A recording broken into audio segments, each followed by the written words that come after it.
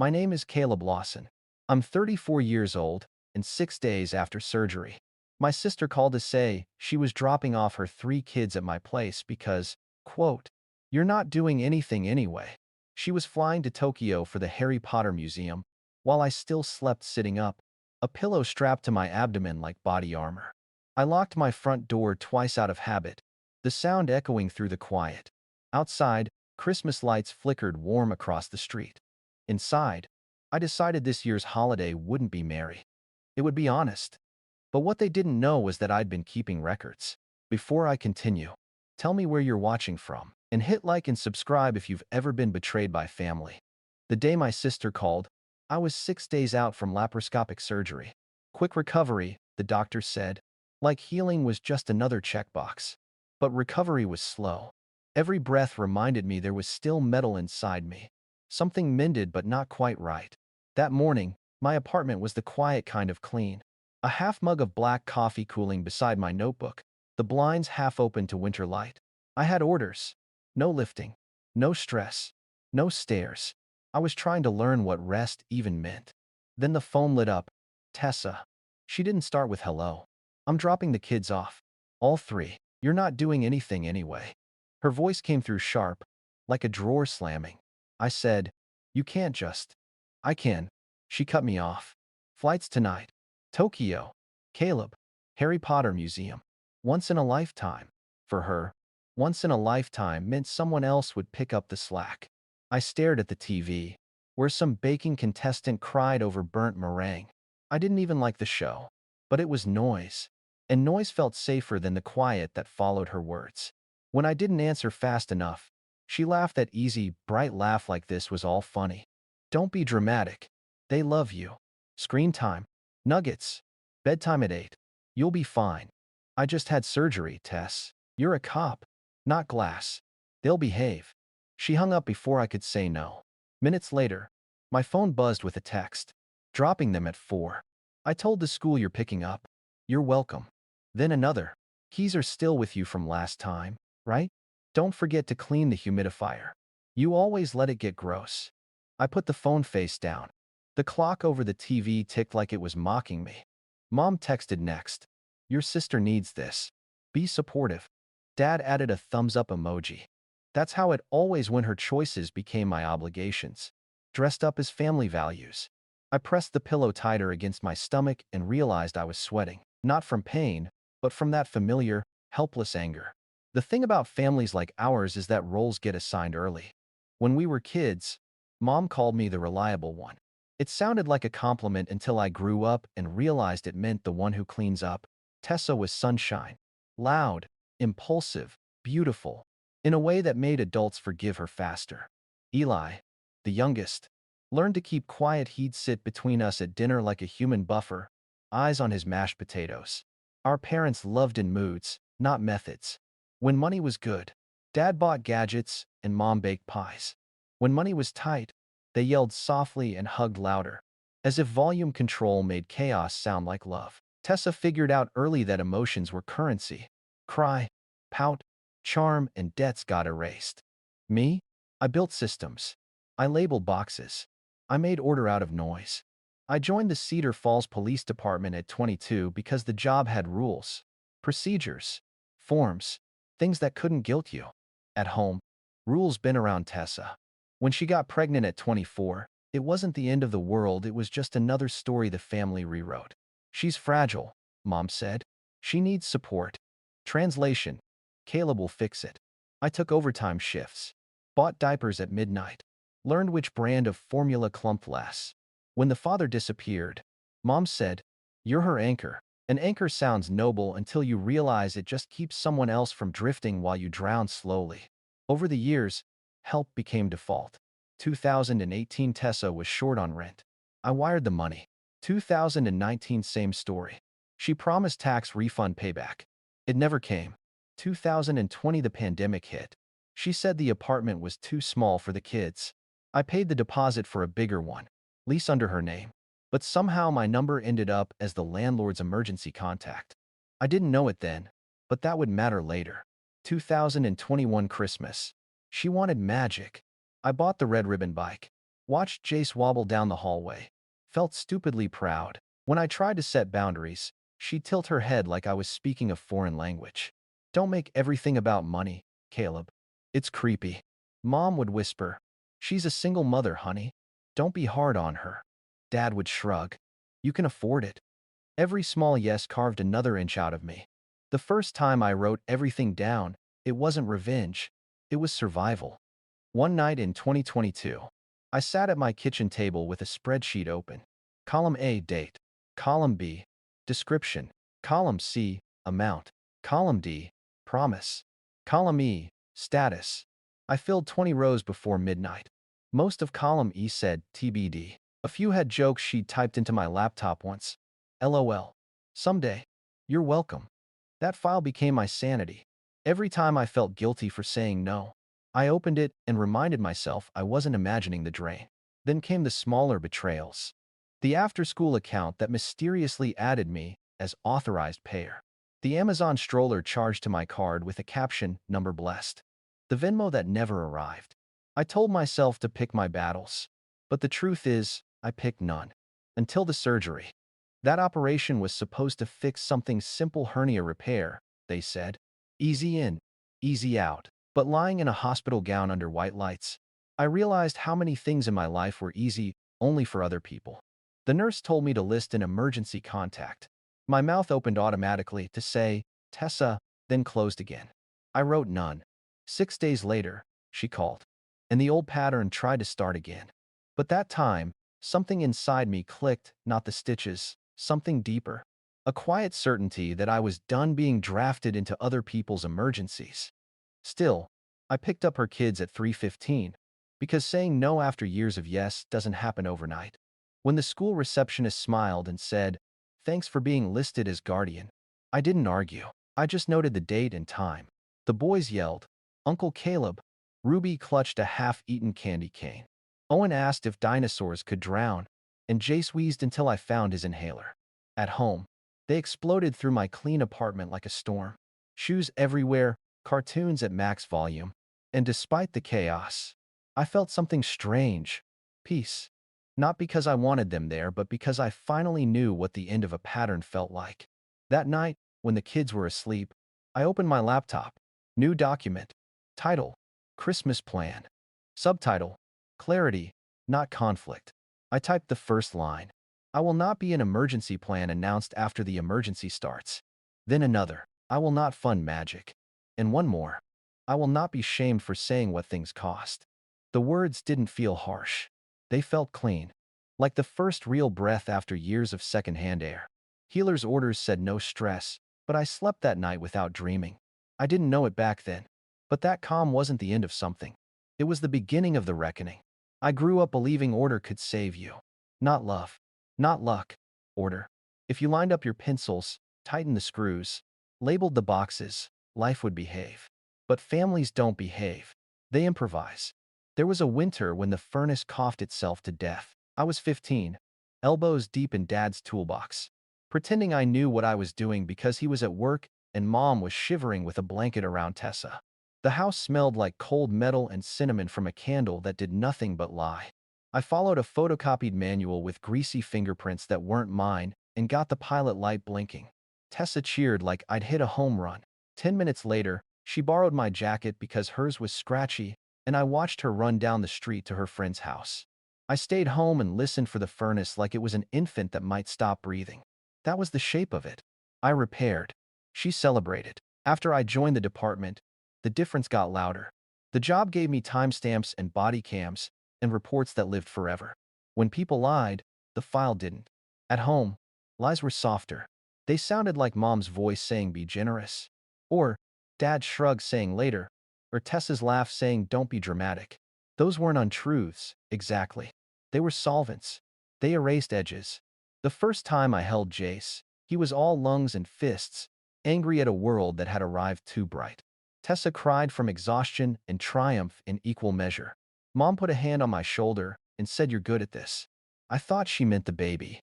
She meant the fixing. I learned to collapse complicated things into simple tasks. Diapers, bottles, pharmacy runs. A week into it, Tessa handed me a stack of forms. and said, "Can you just fill these the way you always do?" I did. I checked boxes and wrote my number because I answered my phone. That was the doorway. Paper is a door, and once your name is on the hinge, the door swings your way. One Thanksgiving when Eli was 20, he got into a stupid shouting match with Tessa about who used the last of the gas money. He'd paid her phone bill a month earlier with cash. He'd been saving for a secondhand guitar. She called him controlling for asking about a payback plan. He went quiet for a year after that. When the quiet settled, everyone called it peace. I recognized it for what it was: surrender. Mom and Dad didn't wake up one morning and decide to choose Tessa. It's slower than that. It's 10,000 moments where the shortest path to a smile goes through the loudest child. It's praising the apology instead of changing the behavior. It's telling yourself you're keeping the family together when you're really just pushing the bill onto the quiet one. By the time I realized my quiet had become a system, the system had a budget. There's a photo on Mom's mantle from a Christmas 5 years ago. Tessa in a sequin dress, holding Jace on her hip, Ruby barely born and sleeping against her shoulder. Dad in the background near the tree, half cut out of the frame. Me on the edge, holding a trash bag of torn wrapping paper. If you look closely, my hand is blurred. I was moving. That's how I remember every holiday. I was moving so someone else could pose. The best cops I know are the ones who slow down when things speed up. On scene, your heart might want to sprint, but your hands have to catalog. That habit bled into my living room. When Tessa started using my Amazon account, just for convenience, I didn't yell. I changed the password, then felt crazy for changing it. When she called me obsessed with money for keeping a spreadsheet, I wanted to delete the file so I wouldn't look petty. I didn't. I added a tab. Petty isn't the opposite of generous. Petty is generous with notes. There was a case last spring that should have been forgettable. 2 brothers, 1 credit card, 1 ugly fight in a kitchen that smelled like beer and bleach. The younger swore he never opened the account. The older swore he'd close it when things stabilized. I stood there with my notebook while their mother put out crackers like that could soak up the damage. I wrote the incident number and the last 4 digits and the word suspect known to victim. On the drive back, I realized I'd written my own life in a stranger's kitchen. I tried to talk to Tessa the summer of the stroller. She was on the porch steps of her building, sun on her shoulders, kids chasing ants along the railing. I said, "I need you to remove my card from your autofill." She said, "Relax. I'm good for it." I said, "It isn't about the stroller. It's about consent." She said, "Don't use legal words on me, Caleb. That's your thing, not mine." I stared at the stroller in the doorway, tag still on it, and understood something that would come back later. If a person can make you argue vocabulary, they've already made you argue on their terms. When I told my captain about taking a few days for the surgery, he said take a week. I said I'd be back sooner. He gave me the look he gives rookies who think they're bulletproof, then put a hand on my shoulder. Take the week. The surgery went fine. Stitches neat like zip ties. The discharge instructions printed in friendly font. No lifting, no stress. At home, I put the orange pill bottle next to my coffee grinder and told myself I'd enjoy the quiet. The quiet lasted 6 days. You might ask why I didn't just say no when Tessa called. I asked myself too. The neat answer is love. The true answer is muscle memory. I'm the door that was always open. You don't slam doors that have learned to be hinges. You take them off, patiently, pin by pin. I picked up the kids because I couldn't not. The school smelled like pencil shavings and hand sanitizer. The receptionist wore a sweater with snowmen that somehow didn't look ridiculous on her. She smiled like she knew me, and I suppose she did. The clipboard had my name already printed. That caught me. Preprinted is different from handwritten. Preprinted means it has been true for a while. I signed and felt the pen vibrate my stitches. Driving home, Ruby narrated every streetlight like a parade. Owen fell asleep holding a plastic dinosaur with a cracked tail. Jace asked if pancakes were a weekend or weekday food. I said weekend. He said, could we change the rule? Just this once. And I said yes because I wanted to give him something gentle before I gave the grown-up something hard. At my apartment, I called Maya. She lives down the hall. 18, first year at community college. Good with kids, good with compassion. I told her I needed help with lifting and stairs and bedtime. She said, of course. And I said I'd pay her, and she said, you don't have to. And I said I do. She came over with a smile and a hair tie, and the exact competence I was pretending I still had. If you're going to build a clean case, you pay people for the work they do. You don't hand them your guilt instead of cash. Night settled over Cedar Falls with that cheap sparkle of December. I put the kids to bed in blanket forts and whispered goodnight and sat in the hallway for 10 minutes listening to the change in their breathing. It is a relief, sometimes, to measure something that isn't money. At the table, I opened the spreadsheet, then the folder, then my notebook. I wrote the date. I wrote 3 lines that would become catechism. I will not be an emergency plan announced after the emergency starts. I will not fund magic. I will not be shamed for saying what things cost. I added a 4th line I wasn't ready to read out loud. If my name appears anywhere without my signed consent, I will report it. The next morning, a letter showed up in my mailbox with my name and Tessa's landlord's return address. Inside, a late notice on thin paper that felt like tissue. My address on top, her apartment number in the body. As if the system itself couldn't tell us apart. I took a photo, slid the original back into the envelope, wrote return to sender in tidy block letters, and filed the image in the evidence kit. Order isn't revenge, it's a mirror. I stopped by Old Mill Diner that afternoon to meet Eli. The place is all chrome size and coffee that tastes like courage if you let it. He stirred sugar he didn't need and told me he was tired in the way bones are tired. I asked if he'd stand in the room on Christmas Eve. He said he didn't want to take sides. I said there aren't sides, there's just the bill, and who's holding it. He looked down at his spoon, then nodded. He told me something I hadn't known, that he'd once paid Tessa's power bill, and she'd mocked him to a friend for asking how she'd avoid the same problem next month. He slid me a wrinkled receipt like it was contraband. I put it in a plastic sleeve. He watched me do it and exhaled like a man learning a new language. In the days before Christmas, Tessa's posts were all neon and butterbeer and captions about deserving joy.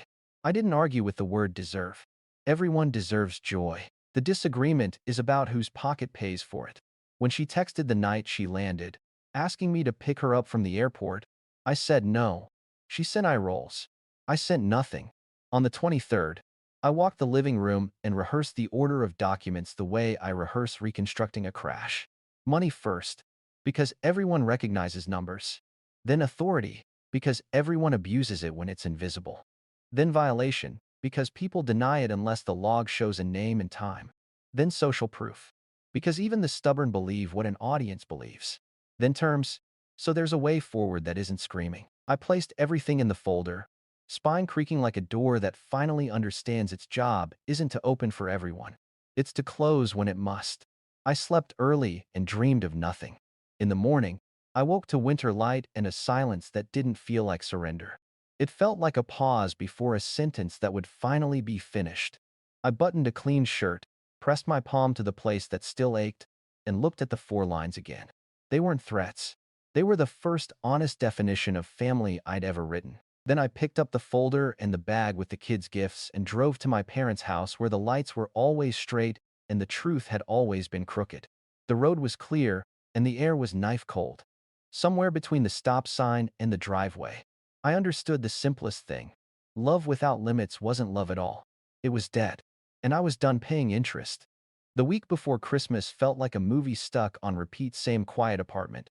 Same hum of children's cartoons leaking through the walls. Same pulse of waiting.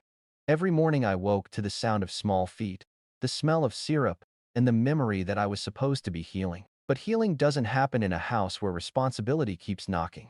Jace's inhaler hissed like a secret. Ruby insisted her pancakes have a ketchup smile.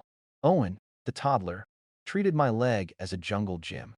Maya would come by mid-morning, hair tied high, bringing some normalcy I couldn't. She'd handle lifting, dishes, bedtime stories. She called it helping. I called it keeping the stitches intact. Still, every task made my abdomen tighten. I'd catch my reflection in the microwave door, eyes sunken, shirt wrinkled, a man rehearsing patience. Somewhere between the cartoon theme songs and the smell of disinfectant, I felt the line between duty and damage blur again. Then my phone buzzed. Tessa, how's my crew? I typed, fine, healing. She replied with a selfie in front of a butterbeer stand, smiling wide, wand in hand, neon lights bouncing off her sunglasses. Caption, single mom magic. I stared until the screen dimmed. Then another text came. Oh, by the way, school office might call you if anything comes up. You're listed as guardian for now. Easier that way. My heart skipped once. Guardian. That word wasn't supposed to belong to me. I opened my laptop, logged into the Maple Ridge parent portal, and there it was. Temporary Custodial Guardian. Caleb Lawson. Edited by Tessa Monroe. Date: December 12th. My fingers hovered over the screenshot key. Then I pressed it. The image joined a growing folder labeled Evidence Kit, Christmas. I didn't call her. Not yet. You don't blow a whistle until you've marked the time and distance. I made a note in my black notebook. Potential identity misuse, verify after holiday. Don't let emotion rush procedure. That night, when the kids were asleep, I drafted a formal letter to the school correcting the record. I didn't send it. I saved it as a draft. One wrong email, and she'd know I'd seen it.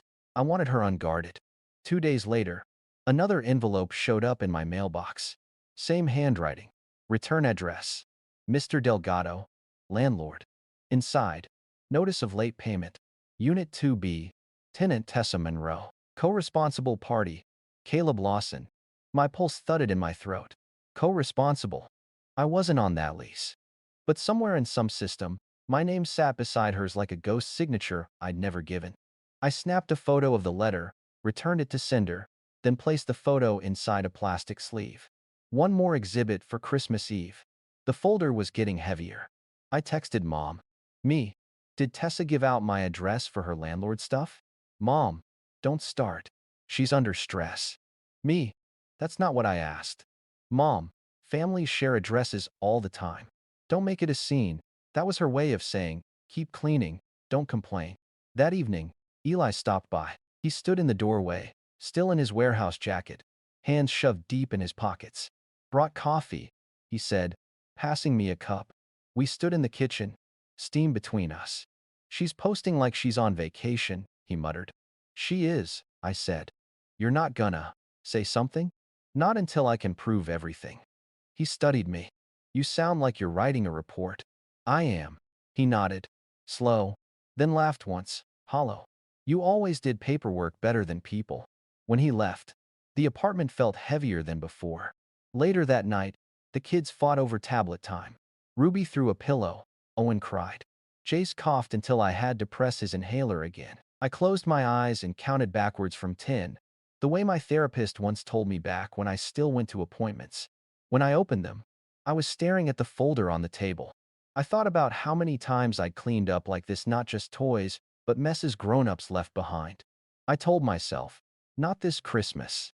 I opened the evidence kit, rearranged the order of pages: financial, parental authority, property misuse, added sticky notes like crime scene markers. The weight of paper steadied me. Then I opened a new tab on my laptop: credit freeze, Experian. I followed the prompts, locked my report, set alerts for any changes. It wasn't revenge. It was a seatbelt. As the page loaded, I caught my reflection again, pale, tired, but steady. For the first time, I didn't look like someone's backup plan.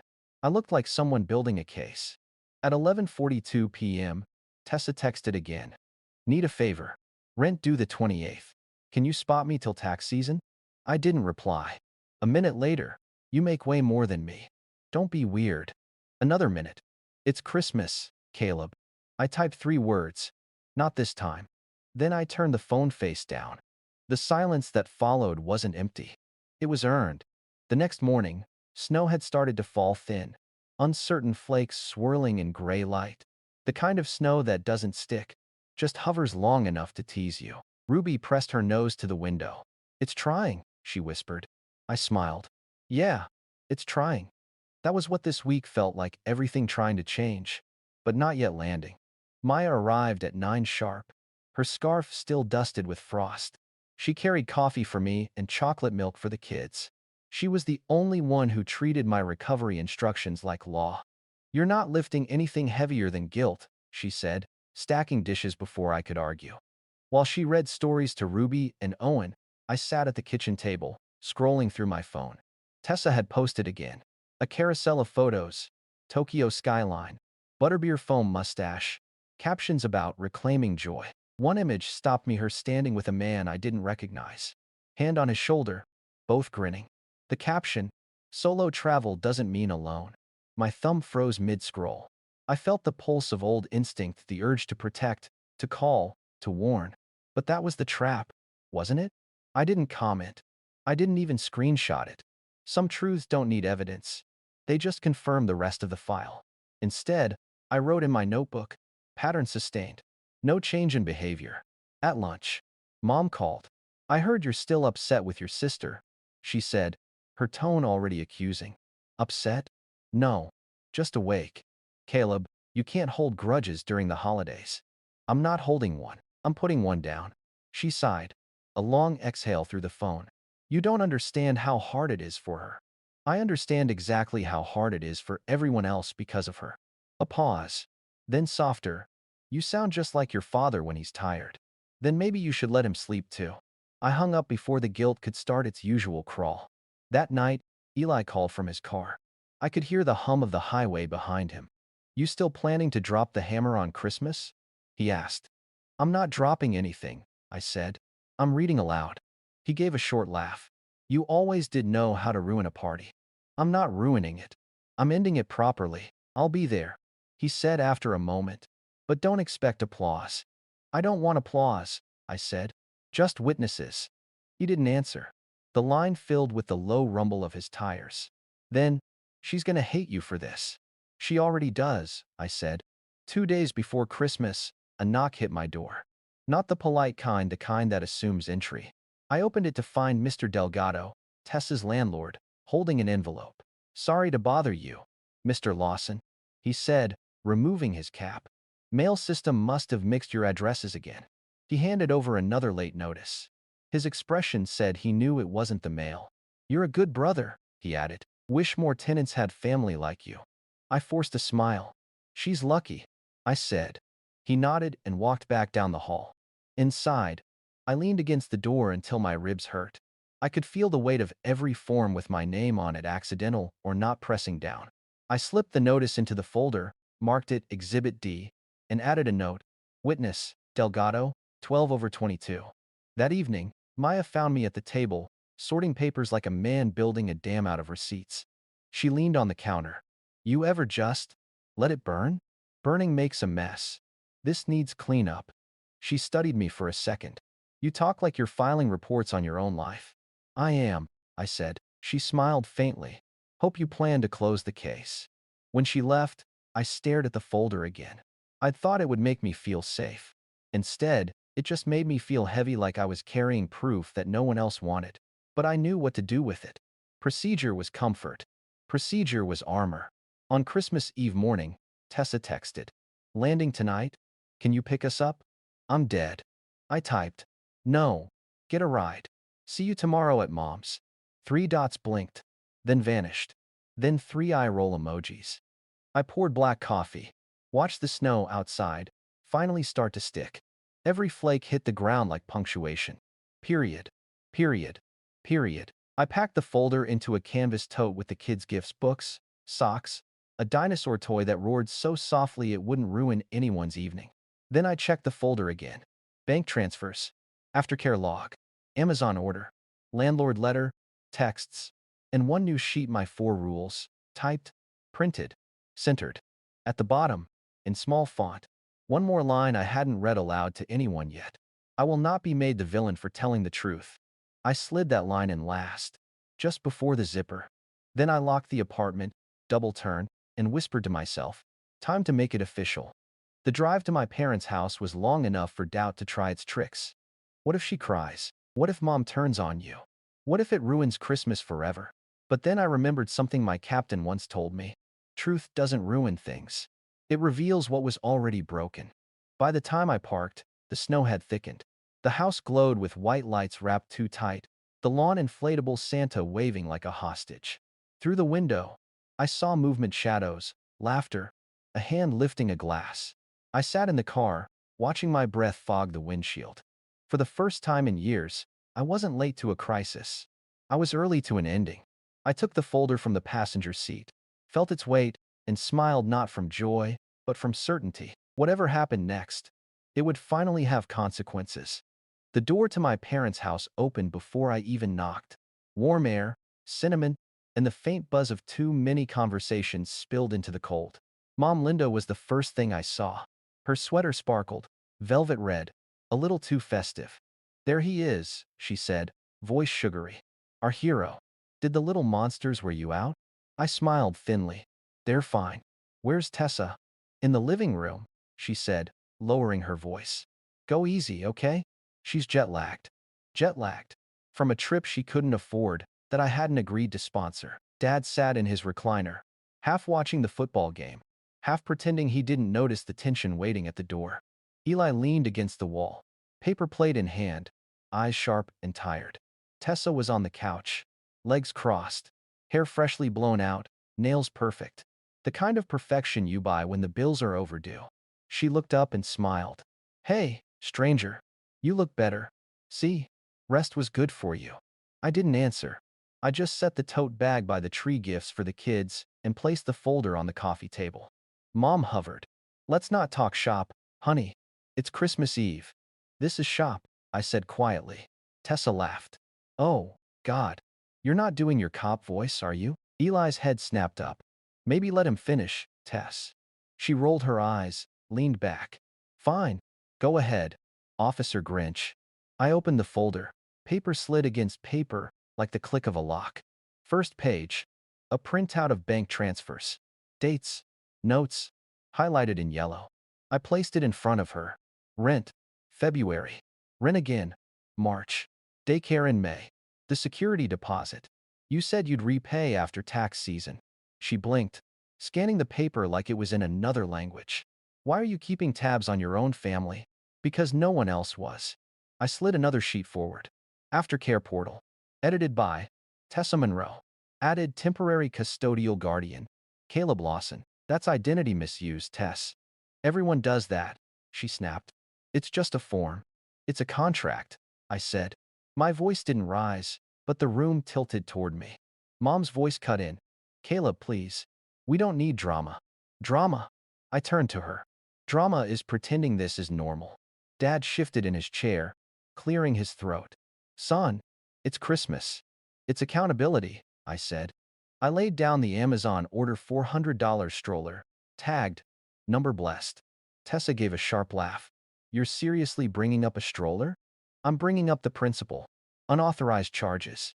You said you'd Venmo me." "Jesus, Caleb, it's $20. 400. I corrected. In 2 years of silence, I pulled the next exhibit, a photo of the late notice from Mr. Delgado, my address printed bold across the top. "And this sent to my apartment? Why's my name here, Tess?" Her jaw tightened. "Mail gets mixed up. Mail doesn't invent names." For a moment, no one spoke. The only sound was the soft rustle of wrapping paper where the kids were playing in the corner, oblivious to the storm. Then Tessa stood, hands on hips. "You chose to help. Don't act like a victim." "I chose yes," I said, "and I'm choosing different now." I took a breath, pulled out the final page, thick paper, centered text, bold font. Effective immediately. "I am not your backup plan. I will not fund your rent, trips, or emergencies caused by your choices. My name cannot appear on any account or document without written consent. If it does, I will report it." I set the paper in front of her. "Sign this acknowledgement, and we start clean." Her laugh was too loud. "You want me to sign something? On Christmas?" "Yes," I said, because every time I said it out loud, no one listened. She looked to Mom for rescue. Mom shook her head, eyes glassy. "Samuel." "Caleb," I corrected softly. "You're being cruel." I met her gaze. "No, Mom. I'm being clear." Eli straightened, then reached into his jacket. "I've got something too." He slid a small envelope across the table. Tessa frowned. "What's that?" "Proof," Eli said. "You asked me to pay your power bill." "I did. Then you told people I was controlling. Here's the receipt." Her mouth opened, then closed. The color drained from her face. Mom whispered, "Eli, that's not helpful." "It's the truth," he said. His voice didn't shake. Tessa's eyes darted from me to him. "You're both ganging up." "No," I said. "We're done covering up." The air felt electric, years of swallowed words rising at once. Then Mom exhaled, like surrender. "I might have given her your spare key once," she said quietly. Just to help when you were working nights. I stared at her. You what? Her voice wavered. I thought it'd be easier with the kids. I didn't think. That's the problem, I said. No one ever thinks about what it costs after. I reached into the folder one last time and handed Tessa a new sheet. Financial counseling, January 8, 10 a.m. Legal aid, January 15, 1 p.m. After-school programs, sliding scale, rent relief deadlines. These are resources, I said. Real ones. You can start there. Or don't. But I'm done pretending your emergencies are mine. She stared at the papers like they were an insult. So now I'm a charity case? No, I said. You're a parent. Her lips trembled, but she masked it with a smirk. You think I won't make it without you? I think you might finally grow without me. She scoffed. But there was fear in it. You're enjoying this. No, I'm surviving it. Mom sat down slowly, her hands shaking around a mug she wasn't drinking from. Caleb, she whispered, are you happy now? No, I said, but I'm honest. Dad finally stood, muttering, enough. Agreed, I said. It's enough. The house fell silent. Even the kids paused their play. Jace wandered over, small hand tugging my sleeve. Uncle Caleb, he said softly, are we still making pancakes tomorrow? I crouched down, wincing as my stitches stretched. Next weekend, buddy. This week, you're with Mom. He nodded, serious in the way kids get when they sense grown-ups changing shape. Tessa swallowed hard. For the first time that night, her voice came out small. What if I can't do it? Then you'll learn, I said, the same way I had to. I stood, gathering the folder. Merry Christmas, I said quietly. No one answered. Outside, snow thickened under the street lights, falling soundless and endless, like the sky was starting over. When I reached the car, I could still see their silhouettes through the frosted window. Tessa hunched over the papers, Mom crying, Dad staring at the tree, Eli watching me go. I sat behind the wheel and let the heater hum. My pulse finally slowed. The ache in my abdomen wasn't just physical, it was relief tearing something open. I had spent years thinking love meant endurance. Tonight, I learned love can also mean limits. And sometimes the only way to save a family is to stop being its hostage. The next morning, Christmas Day, Cedar Falls was wrapped in silence. Snow had buried the sidewalks and muffled the world. I sat at my kitchen table with black coffee and the folder its corners soft from handling. The house felt empty again. But for once, it wasn't the lonely kind of empty. It was space reclaimed. I checked my email. One new message from the Maple Ridge school system. Subject: Unauthorized guardian change, alert. Tessa had tried to add my name back. I stared at the notification for a long time. Then I smiled. Small and steady. The alert system I'd set up through the credit freeze and parent portal had worked. No arguments, no screaming, no guilt trips. Just an automated consequence. I drafted a brief, professional email to the school. Thank you for notifying me. This edition was unauthorized. Please remove my information from the Monroe account and confirm compliance. I hit send. No shaking hands this time. No regret. Later that afternoon, Eli stopped by with takeout pancakes and a single line. You said you wanted witnesses. We ate in silence. The kind that feels like respect. He told me Mom had gone quiet after I left last night. That Dad had helped Tessa print out the counseling schedule. She didn't sign up yet, he said. But she took the paper. That's enough, I said. He studied me for a moment. You good? I'm better, I said. Not fixed. Just balanced. He nodded, then smirked. Never thought I'd see the day you weaponized paperwork. It's not a weapon, I said, sipping my coffee. It's a boundary with a timestamp. That evening, I walked through my apartment, no toys on the floor, no half-empty juice boxes. I folded the spare blankets, set the evidence kit on the shelf, and wrote a final line in my notebook. December 25th, order restored. No further emergencies accepted. I paused, then added another. Revenge completed without harm. Outcome: accountability. Outside, the snow kept falling, slow and deliberate, erasing footprints but not lessons. Somewhere in town, Tessa was staring at a letter that told her actions now had records. Somewhere, she might be realizing that love without consequences had finally expired. And me? I wasn't angry anymore, just awake. If you've ever had to build peace out of paper trails, If you've ever loved someone enough to stop saving them, you know this part isn't revenge. It's release. If you've ever been the outsider in your own family, you know that silence can be louder than shouting. Sometimes the bravest thing you'll ever do is stop fixing what keeps breaking you. Tell me in the comments, have you ever had to draw a line with someone you love? And if this story hits somewhere deep, hit like, subscribe, and share it with someone who needs permission to say no. Because this isn't the end of my story. It's just the first Christmas where I finally chose peace over guilt.